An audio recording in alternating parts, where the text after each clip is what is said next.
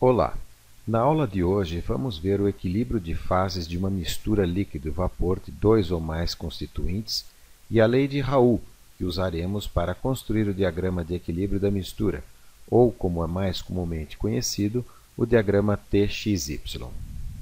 E para motivar, analisaremos em detalhe um exemplo de aplicação, a separação criogênica de oxigênio do ar atmosférico.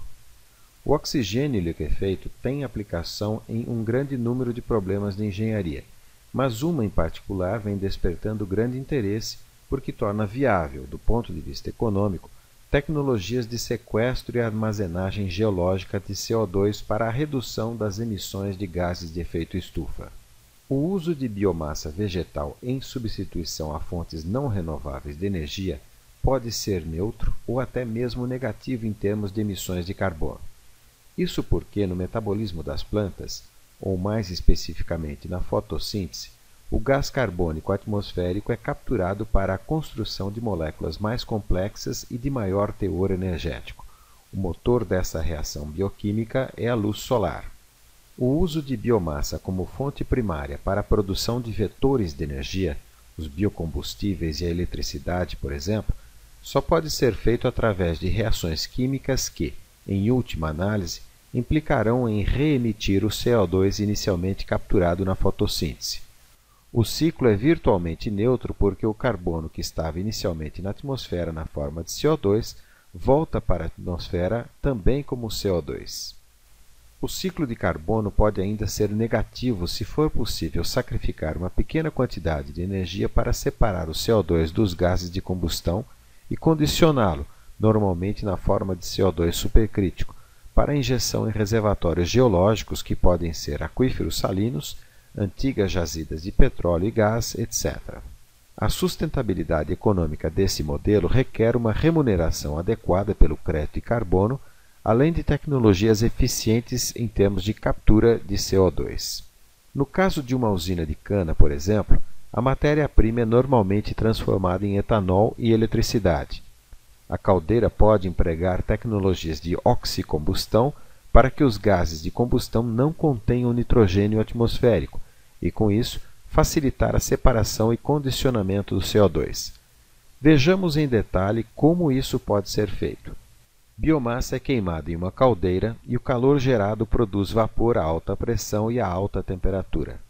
Sua expansão em uma turbina produz energia em quantidade suficiente para todo o processo industrial e para a venda direta através da rede. O processo de oxicombustão envolve queimar o combustível na caldeira com oxigênio separado da atmosfera, o que pode ser feito por um processo de separação criogênica, como veremos em detalhe mais adiante nesta aula. Nestas condições, os gases de combustão conterão somente CO2 e água. Esta água foi formada na reação química ou estava presente na umidade do combustível. O bagaço de cana, por exemplo, é queimado com umidades de aproximadamente 50% na prática. A água pode também ser facilmente separada do CO2 devido à grande diferença nas temperaturas de condensação. Assim, resfriando-se os gases de combustão em um hidrociclone, é possível obter um fluxo virtualmente puro de CO2. Parte deste CO2 é usado para diluir o oxigênio na entrada da caldeira para evitar que as temperaturas de combustão sejam excessivamente altas. Nas tecnologias tradicionais de combustão, esta diluição é garantida pelo nitrogênio atmosférico. Por fim, o CO2 excedente é comprimido e resfriado sucessivamente até que sejam alcançadas pressões e temperaturas acima do estado crítico, ou seja, acima de 7,4 MPa e 31 graus Celsius. Nestas condições, a densidade do CO2 é ainda próxima da densidade do líquido, e sua viscosidade é comparável à viscosidade de um gás, de forma que pode escoar muito facilmente pelos interstícios da rocha porosa e carrear grandes quantidades de massa. Como podemos ver, trata-se de uma possibilidade bastante interessante, porém requer um processo de separação do O2 atmosférico que seja eficiente e que não demande grandes quantidades de energia.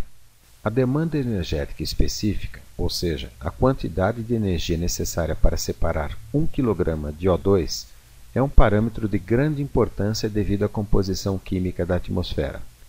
Vimos em outra aula que o trabalho mínimo de separação, calculado pela variação da energia livre de Gibbs, é maior quanto menor for a concentração do componente que se quer separar. Portanto, a separação dos componentes de menores concentrações demandaria quantidades de energia impossivelmente altas, sobretudo o CO2, caso quiséssemos capturá-lo diretamente da atmosfera. Nisso, as plantas, através da fotossíntese, executam essa tarefa de maneira muito mais eficiente. Nesta aula, vamos analisar a chamada técnica de separação criogênica, que, em princípio, tira proveito das diferenças de temperatura de condensação.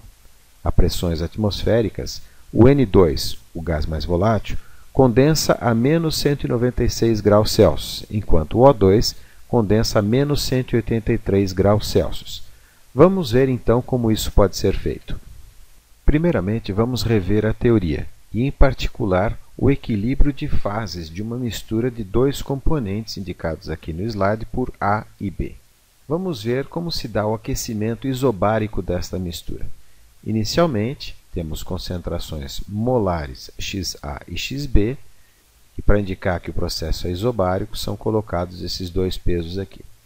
Uma fonte de calor, então, promove o aquecimento da mistura, ocorre mudança de fase, então, num determinado momento, eu tenho na fase vapor A e B, e também na fase líquida A e B.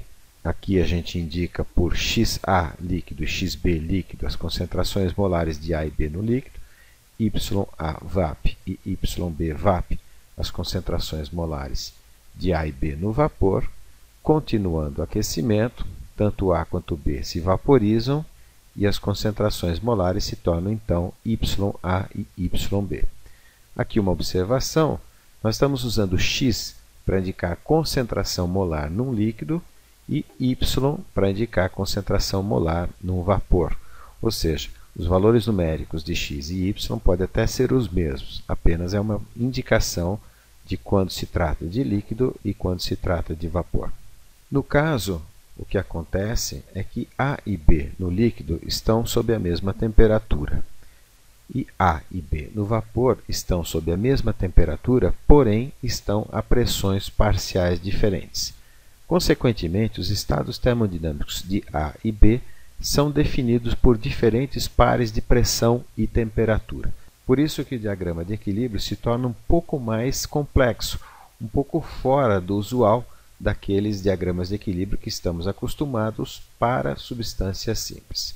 Voltando aqui no probleminha do pistão, vamos imaginar que estivéssemos registrando a temperatura ao longo do tempo. Então, aqui nas ordenadas, nós temos a temperatura e na abscissa o tempo.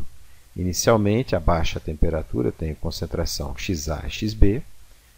Procedendo ao aquecimento, a uma temperatura TE, que vamos chamar de T de ebulição ou T de borbulhamento, começam-se a observar as primeiras bolhas. O aquecimento continua, a temperatura da mistura continua subindo, até que toda a mistura se transforma em vapor. XA e XB, numericamente, é igual a YA e YB. Apenas aqui Y e X indicam que se trata de vapor, no caso de Y, e de líquido, no caso de X. Fazendo agora um resfriamento a partir do vapor, observa-se a uma temperatura TO de orvalho, observa-se justamente a formação de pequenas gotas de líquido, em geral próximo à fonte que está promovendo o resfriamento. Esse é o chamado ponto de orvalho. Continuando o resfriamento, a TE, se observa a formação de bolhas e abaixo de TE a mistura é completamente líquida. Colocando isso então num outro tipo de gráfico, em que nós temos aqui nas abscissas a concentração molar de uma das espécies, XA por exemplo, lembrando que para calcular XB basta fazer 1 menos XA, uma vez que XA mais XB é igual a 1. Então, colocando nas abscissas XA e nas ordenadas a temperatura, e partindo da concentração inicial XA, eu vou lá no gráfico e marco a temperatura de ebulição e a temperatura de orvalho. O experimento é repetido para diferentes valores de XA e XB, de tal maneira que Unindo todas as temperaturas de ebulição e todas as temperaturas de orvalho, eu tenho, respectivamente, as curvas de ebulição e curvas de orvalho. Este é o chamado diagrama de equilíbrio da mistura AB, ou também conhecido como diagrama TXY. Ou seja, abaixo da curva de ebulição, eu tenho uma mistura de líquido-líquido, quer dizer, tanto A e B estão na fase líquida. Acima da curva de orvalho, eu tenho uma mistura de gás e gás, ou seja, tanto A quanto B estão na fase gasosa. E entre as curvas de ebulição e de orvalho, eu tenho uma mistura gás-líquido. Lembrando que no líquido eu tenho A e B, e no gás eu também tenho A e B. Vamos ver a aplicação, vamos ver como se aplica essas ideias no separador criogênico que estamos querendo analisar. Imagine que A seja o componente mais volátil, no caso o nitrogênio, e B o componente menos volátil, ou seja, o oxigênio. Começando então com o resfriamento parcial da mistura A e B, parcial no sentido que esse resfriamento é feito até uma temperatura intermediária entre a temperatura de ebulição e a temperatura de orvalho desta mistura. Isso tudo calculado à pressão que o processo está ocorrendo. Nestas condições, se espera que o componente menos volátil tenha sua concentração aumentada na fase líquida e o componente mais volátil tenha sua concentração aumentada na fase vapor. Seguindo aqui pela fase vapor, é feito um novo resfriamento parcial, de tal maneira que na saída A tenha sua concentração bastante aumentada.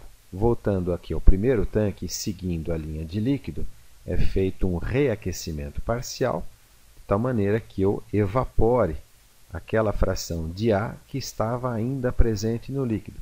Consequentemente, a concentração de B no líquido, na saída aqui do segundo tanque, é bastante aumentada. Vamos ver como essas transformações se aplicam ao diagrama TXY que acabamos de construir.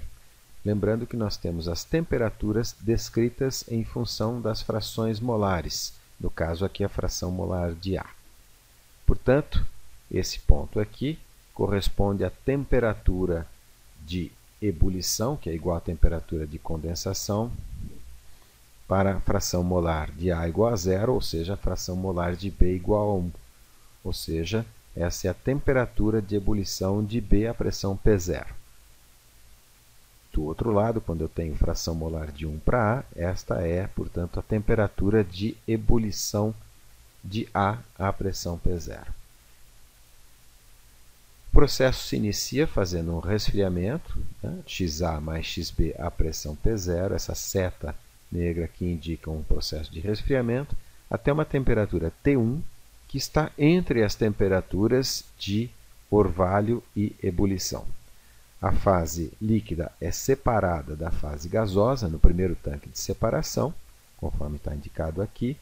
Seguindo pela linha de vapor, o vapor é resfriado a temperatura T3, abaixo de T1, de tal maneira que eu condense um pouco mais do componente menos volátil.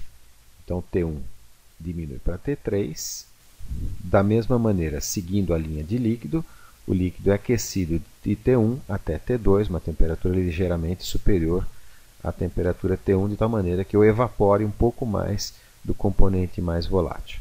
É feita uma nova separação, tanto no tanque AT3 quanto no tanque AT2, de tal maneira que eu tenha as concentrações finais no vapor e no líquido próximas da unidade, ou pelo menos bastante aumentada. No caso aqui está próximo de 1 porque eu forcei bastante a forma do diagrama TXY para que isso pudesse ser feito, para que isso pudesse ser alcançado em com apenas um reaquecimento e resfriamento.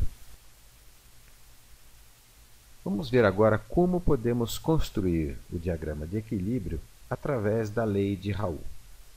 A lei de Raoult diz que a pressão parcial de uma mistura de componentes gasosos, a pressão parcial da componente K, pode ser calculada através da sua fração molar na fase líquida vezes a sua pressão de saturação, ou seja, nas mesmas condições de pressão e temperatura. e nós sabíamos de antemão que esta pressão parcial também poderia ser calculada a partir da fração molar da fase K no vapor vezes a pressão total. Ou seja, conforme está escrito aqui no slide, é possível relacionar a fração molar da componente K na fase líquida à fração molar da componente K na fase gasosa. A construção do diagrama de equilíbrio à pressão constante, ou seja, a construção das curvas de ebulição e das curvas de orvalho em função das concentrações molares, pode ser feita a partir da lei de Raoult. No caso, a pressão total, que é igual à soma das duas pressões parciais, é escrita como sendo XA vezes a pressão de saturação de A, mais 1 menos XA vezes a pressão de saturação de B.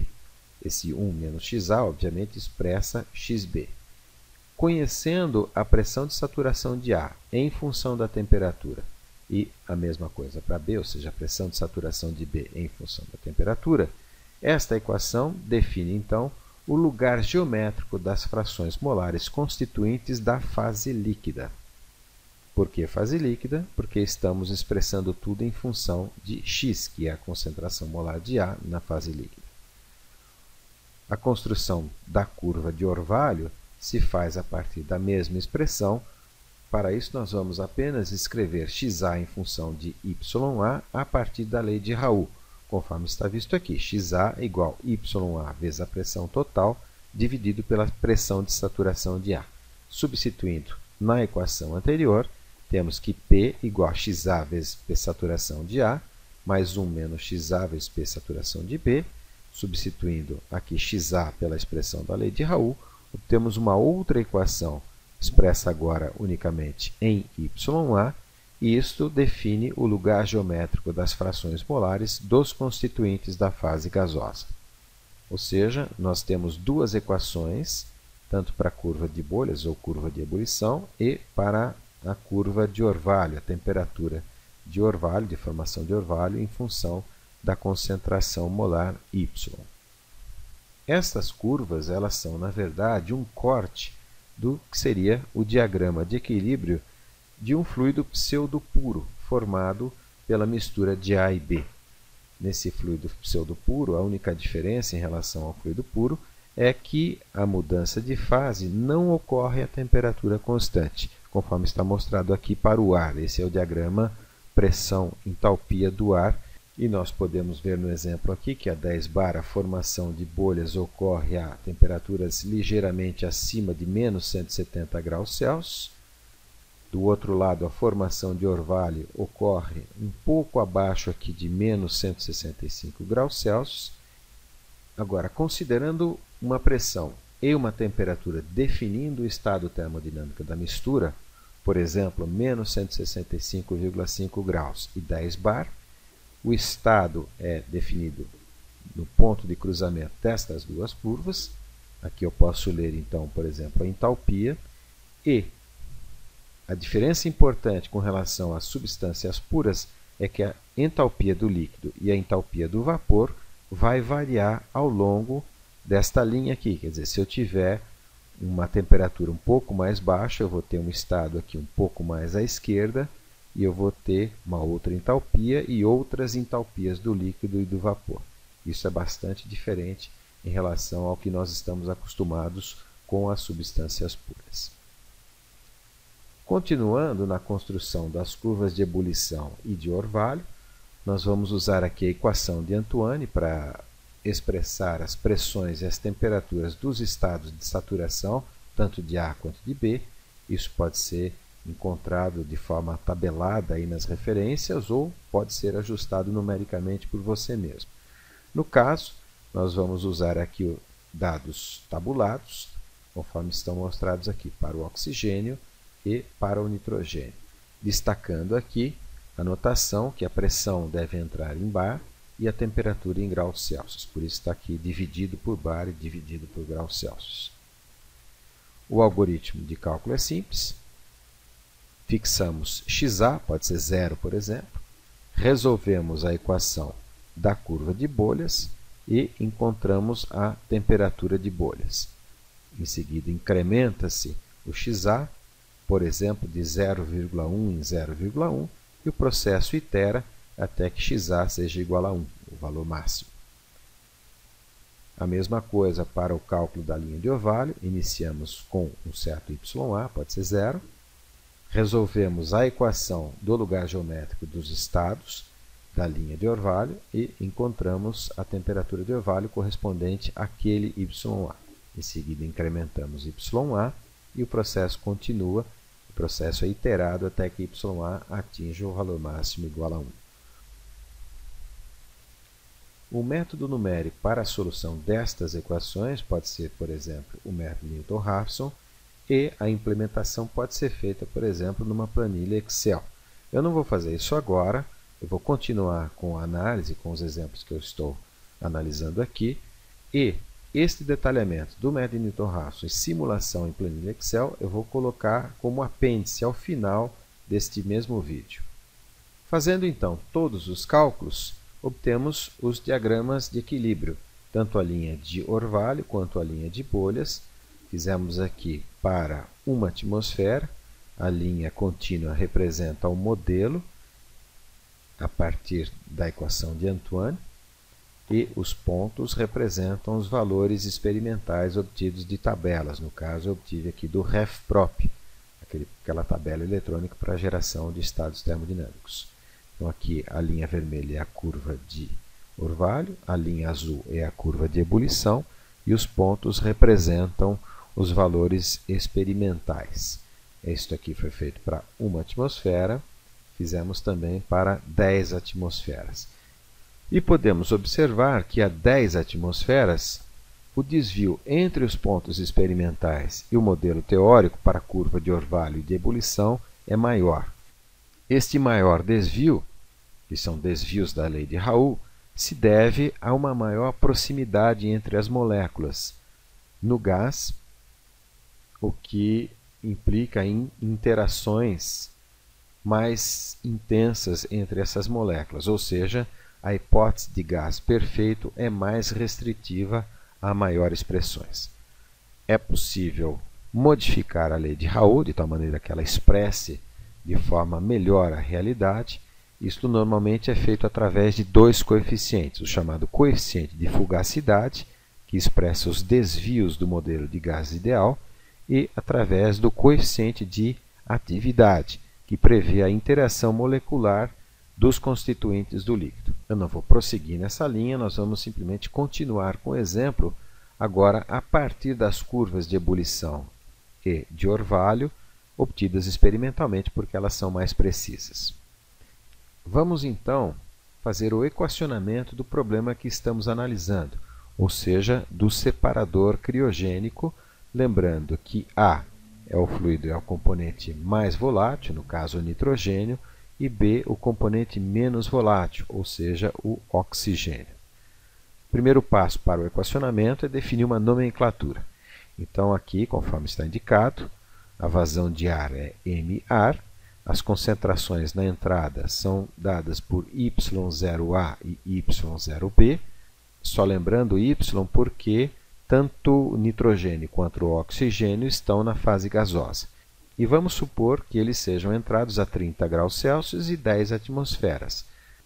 Fazemos então o primeiro resfriamento, removendo uma quantidade de calor Q1, e obtemos concentrações X1A, X1B no líquido e Y1A, Y1B no vapor. A temperatura no tanque 1, então, é indicada por T1. Seguindo a linha de vapor, é feita uma remoção de calor de uma quantidade Q2 até uma temperatura T2. Obtemos, então, Y2A e Y2B na fase vapor do tanque 2 e X2A, X2B na fase líquida no tanque 2. Seguindo a linha de líquido a partir do tanque 1, fazemos um reaquecimento parcial, injetando uma quantidade de calor Q3 até uma temperatura T3, e obtemos Y3A e Y3B no vapor e X3A, X3B no líquido. Essa, então, é a nomenclatura do problema. Vamos agora analisar em detalhes como estes processos ocorrem no diagrama TXY para a mistura oxigênio, nitrogênio. Apenas por simplicidade, nós vamos considerar que a fração molar do oxigênio é 0,2, consequentemente a fração molar do nitrogênio é 0,8, e estamos então desprezando todos os demais constituintes do ar atmosférico. Resfriando inicialmente o fluxo de ar a 10 bar até a temperatura T1, a partir de uma fração molar de 0,2, porque esse gráfico aqui foi feito para a fração molar do oxigênio. Então, resfriando até T1, obtemos X1b do lado do líquido e Y1b do lado gasoso. O vapor é resfriado novamente, de tal maneira que se obtém uma temperatura T2 e Y2b na saída do tanque 2. Do lado da linha de líquido, obtemos X1b no tanque 1, fazemos um aquecimento até T3 e obtemos X3b no tanque 3 do lado de líquido. O memorial de cálculo é simples, começando então aqui com y igual a 0,2, que é a concentração molar do oxigênio na entrada. Calculamos a temperatura de ebulição, a temperatura de bolhas, nesse caso é igual a menos 167,519, a temperatura de orvalho é igual a menos 165,739, e a temperatura T1, no caso nós vamos sempre definir como sendo a média aritmética das duas temperaturas. Nesse caso, então, T1 resulta menos 166,629.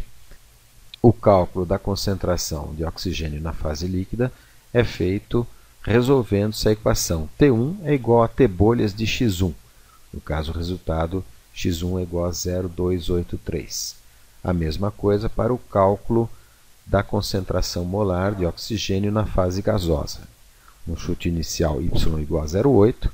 Resolvendo a equação T1 é igual a T orvalho de Y1, obtemos Y1 igual a 0,1495.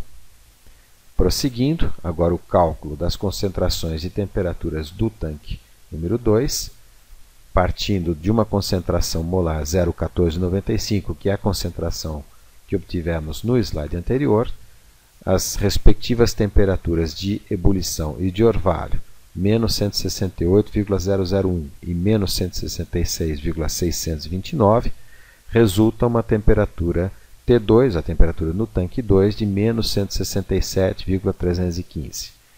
Nesse caso, a concentração de oxigênio no líquido é calculada resolvendo-se a equação T2 é igual a T bolhas de X2, e, para esses dados, resulta X2 igual a 0,2201.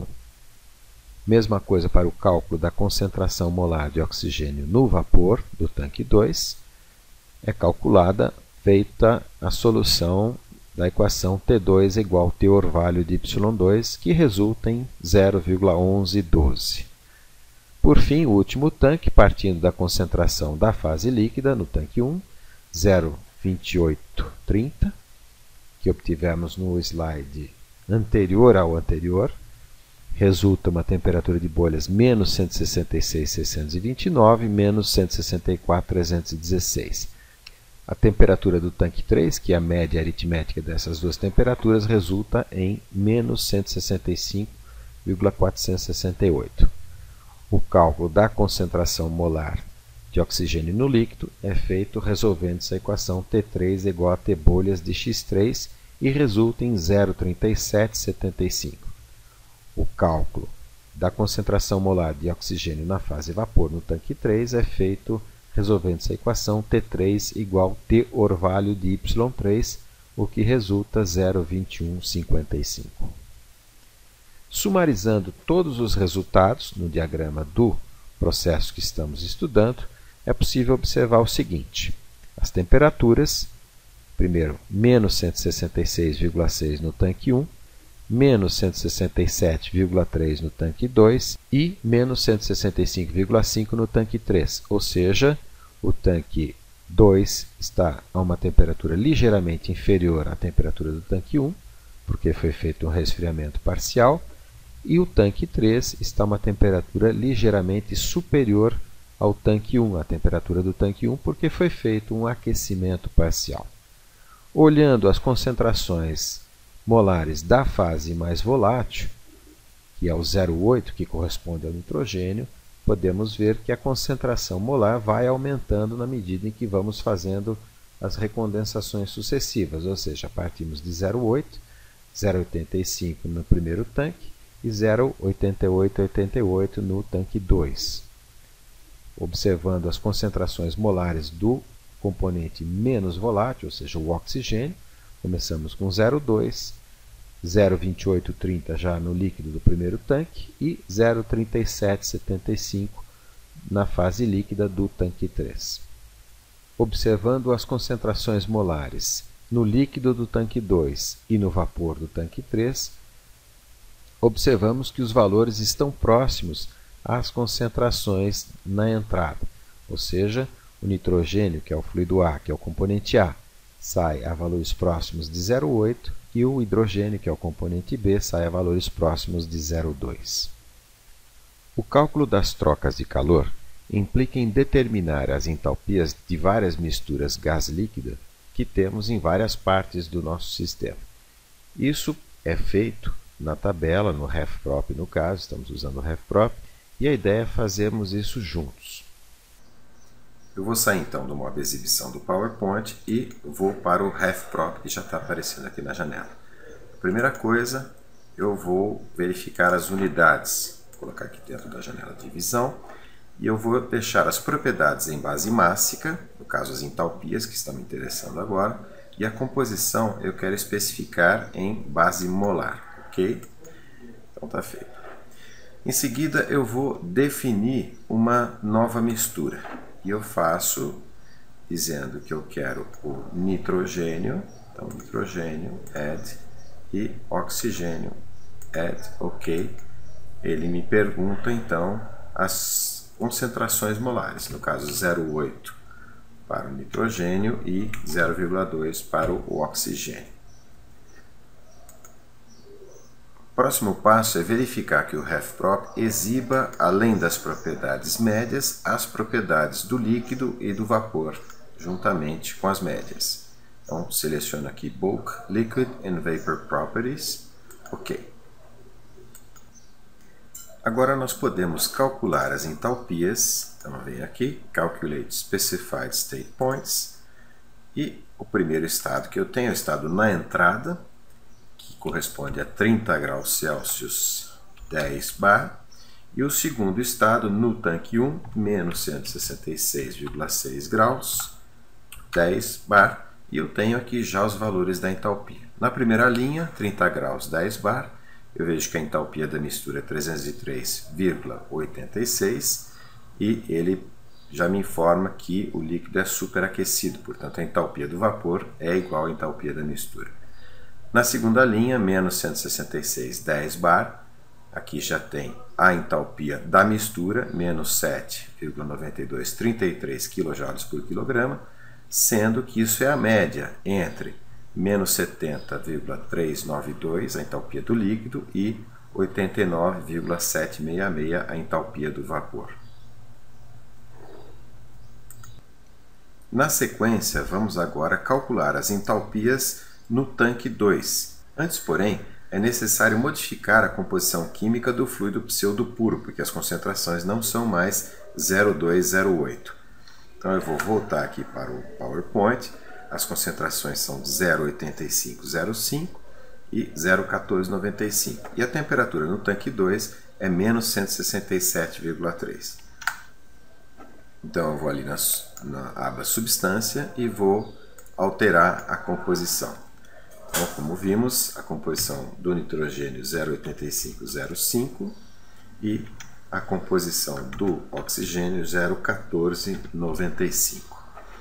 Clico OK. E vou abrir uma nova aba de cálculo de Specified State Points. Repara que a aba anterior continua com 0,802 e agora essa nova concentração. Então eu vou lá, coloco menos 167,3, a pressão 10 bar.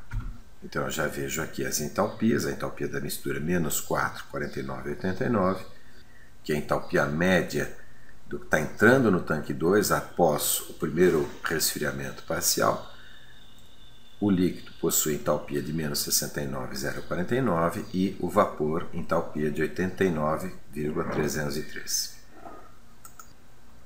Vamos fazer a mesma coisa para o tanque 3. Então vamos alterar primeiramente a composição do fluido pseudopuro. As concentrações para o tanque 3 eram 0,7170 para o nitrogênio e 0,2830 para o oxigênio. Vou abrir uma nova aba de estados especificados. A temperatura no tanque 3 é menos 165,5 e a pressão 10 bar. E aqui eu tenho os valores da entalpia da mistura, que está entrando no tanque 3, menos 17,304 kJ por quilograma, a entalpia do líquido, menos 72,302, e a entalpia do vapor, 90,438. Considerando agora todos esses dados, podemos fazer o cálculo das trocas de calor e das vazões mássicas de vapor e líquido no separador 1, quer dizer, no tanque 1. Primeiramente, vamos considerar que a vazão mássica de entrada seja de 1 kg por segundo. O cálculo do calor se escreve como sendo a massa vezes o ΔH, a variação de entalpia, portanto, 1 kg por segundo, vezes a entalpia na saída, que é o H1, menos 7,9233 kJ por quilograma, menos a entalpia da entrada, 304,86 kJ por quilograma, e o resultado, menos 312,78 kW. O sinal de menos está indicando que o calor é removido do fluxo de ar. Em seguida, o cálculo das vazões mássicas de vapor e de líquido é feito a partir do cálculo do título da mistura dentro do separador 1. O título é calculado como sendo o quociente de duas diferenças de entalpia. No numerador, a entalpia da mistura menos a entalpia do líquido, e no denominador, a entalpia do vapor menos a entalpia do líquido. Para os valores que acabamos de obter, então, escrevemos menos 7,9233 menos 70,392. No denominador, 89,766 menos 70,392, e o resultado disso é 0,39, ou seja, é a razão entre a quantidade de vapor dentro do tanque e a quantidade total de líquido mais vapor. Portanto, a vazão de vapor é 1 kg por segundo, a vazão mássica de entrada, vezes o título, resultando 0,39 kg por segundo, e a vazão de líquido é igual a 1 menos 0,39 vezes a vazão mássica de entrada, que é 1 kg por segundo, resultando em 0,61 kg por segundo. Indo agora para o tanque número 2, as concentrações na entrada são de 0,85,05 para o nitrogênio e 0,1495 para o oxigênio. A vazão mássica total é de 0,39 kg por segundo e não é necessário repetir os cálculos e tampouco a obtenção dos dados no RefProp. Basta assinalar que o calor trocado aqui é de menos 36,76 kW, menos indicando que o calor é removido do fluxo. O título no tanque número 2 é de 0,41 e as vazões mássicas de vapor e líquido são de 0,16 kg por segundo e a vazão de líquida 0,23 kg por segundo. Só uma observação, esse 0,16 é obtido multiplicando-se 0,41, que é o título do tanque 2, pela vazão mássica de entrada, que é 0,39 kg por segundo. O 0,23 kg por segundo, a vazão de líquido, é obtida multiplicando 1 menos 0,41 vezes a vazão mássica de entrada. Mesma coisa para o tanque 3. As concentrações de entrada 0,7170, 0,2830, o calor trocado 32,38 kW positivos, indicando que realmente é um aquecimento, apesar de que na figura aqui está a seta errada. O título no tanque 3, 0,34, e a vazão mássica de vapor, 0,21 kg por segundo, 0,40 kg por segundo a vazão de líquido. E estes são os resultados dos calores e das vazões mássicas no sistema que estávamos analisando. Como sugestão de estudo, eu gostaria de propor o seguinte, que você investigasse a possibilidade de misturar os fluxos de saída aqui no tanque 2 e 3, os fluxos de líquido no tanque 2 e vapor no tanque 3, como esses fluxos têm concentrações muito próximas das concentrações de entrada do ar na entrada do tanque 1, então a ideia seria misturar isso no tanque 1 e, ao mesmo tempo, usar o fluxo de nitrogênio concentrado na saída de cima do tanque 2 e o fluxo concentrado de oxigênio na saída de baixo do tanque 3, usar esses dois fluxos para pré-resfriar o ar na entrada do sistema, economizando com isso calor e, consequentemente, energia.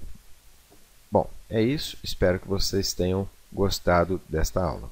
Na sequência, agora, eu vou mostrar como é que se pode fazer a solução das equações da temperatura de orvalho e de bolhas usando o método de Newton-Raphson e programando isso em planilha Excel. O método de Newton-Raphson consiste num procedimento numérico iterativo para se determinar a raiz de uma equação. Digamos que essa equação seja f de t igual a zero. O procedimento pode ser explicado de maneira muito simples olhando o gráfico. Começamos, primeiramente, por um chute inicial t0. Próximo passo, eu calculo o valor da função f no ponto t0, que indicamos por t0, e nesse ponto f0, t0, eu calculo a reta tangente, ou seja, a reta tangente à curva f, que passa pelo ponto f0, t0. A raiz desta reta tangente é o próximo ponto de iteração t1. E o procedimento, então, se repete. De t1, eu calculo o valor da função f1, calculo nesse ponto f1, t1, a reta que é tangente à curva f, e a raiz da reta tangente é o t2, que é o próximo passo de iteração, e assim sucessivamente. Fazendo os cálculos para se determinar a equação da reta tangente e a raiz da reta tangente, obtemos um procedimento de iteração que pode ser descrito aqui. Tk mais 1 é igual a tk menos f de k dividido por df dtk. Considerando ainda que a derivada da função no ponto tk pode ser calculado numericamente, como está mostrado aqui, f de tk mais epsilon menos f de tk dividido por epsilon, o nosso procedimento de iteração pode ser feito de maneira bastante simplificada, como está mostrado aqui. Começando então a programar no Excel, a primeira coisa que a gente pode fazer é, como sempre, separar uma área da planilha para a colocação dos parâmetros. Eu vou definir dois parâmetros, a pressão total P, que vai entrar em bar, e o parâmetro epsilon, que é adimensional para o cálculo das derivadas numéricas. Então, vou deixar aqui 10 bar, e o epsilon pode ser 1 vezes 10 a menos 5. A gente pode também renomear a célula para facilitar a consulta. Então, vou digitar P, aqui a célula agora se chama P, e a célula epsilon se chama EPS. Em seguida, eu vou gerar valores para a concentração molar do oxigênio, X, começando, por exemplo, em 0, 0,1,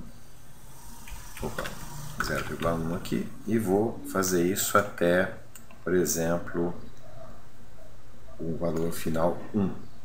Em seguida, as várias iterações da temperatura.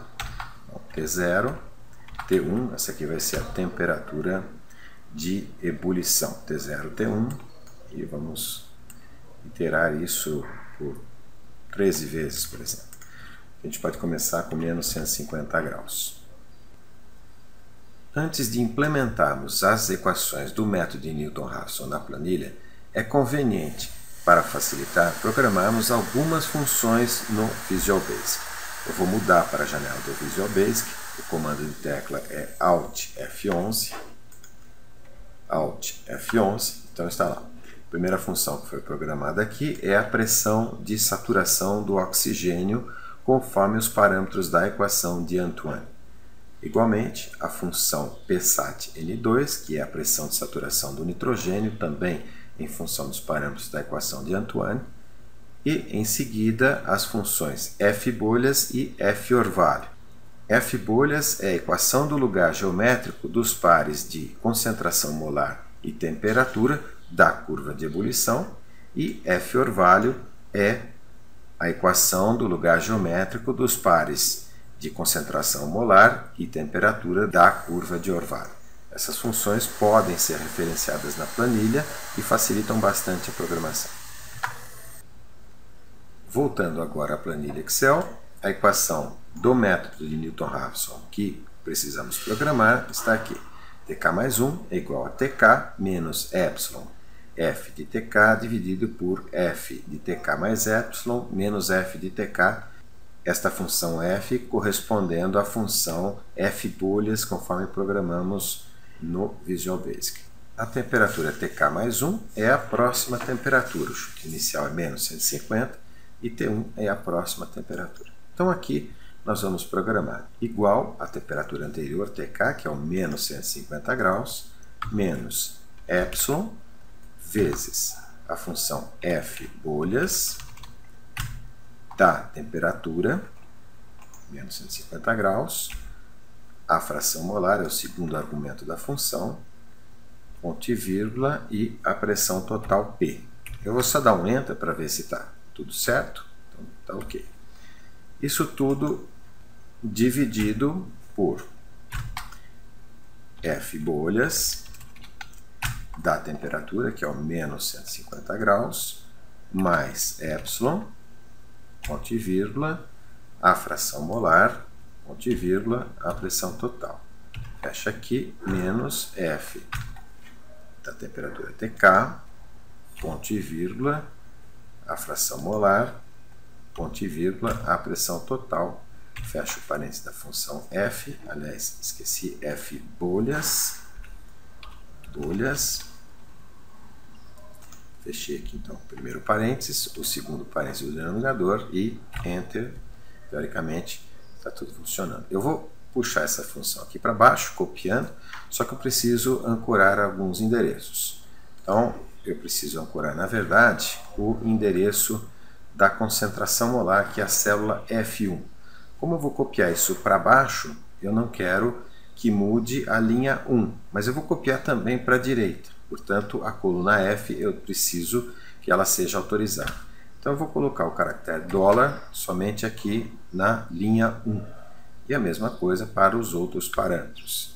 Então F1 na verdade vira F $1 e aqui mesma coisa, F1 vira F $1. Então agora eu posso copiar isso aqui para baixo e é possível perceber que a função converge rapidamente, a temperatura converge rapidamente para a temperatura de ebulição, conforme o título é igual a 0. Eu posso, por exemplo, copiar essa linha inteira até aqui, até x igual a 1, e vamos só conferir, vou pegar uma célula ao acaso aqui, vamos ver se está tudo certo em termos do endereçamento. A temperatura anterior, a fração molar 0,8, a pressão total 10 bar e o epsilon 1 vezes 10 a menos 5. E esses valores que aparecem aqui embaixo são as temperaturas da curva de ebulição correspondentes às frações molares aqui da primeira linha. Eu posso até fazer um gráfico, inserir dispersão, e eu posso visualizar a curva de ebulição. Vamos só, antes de prosseguir, fazer a curva de orvalho.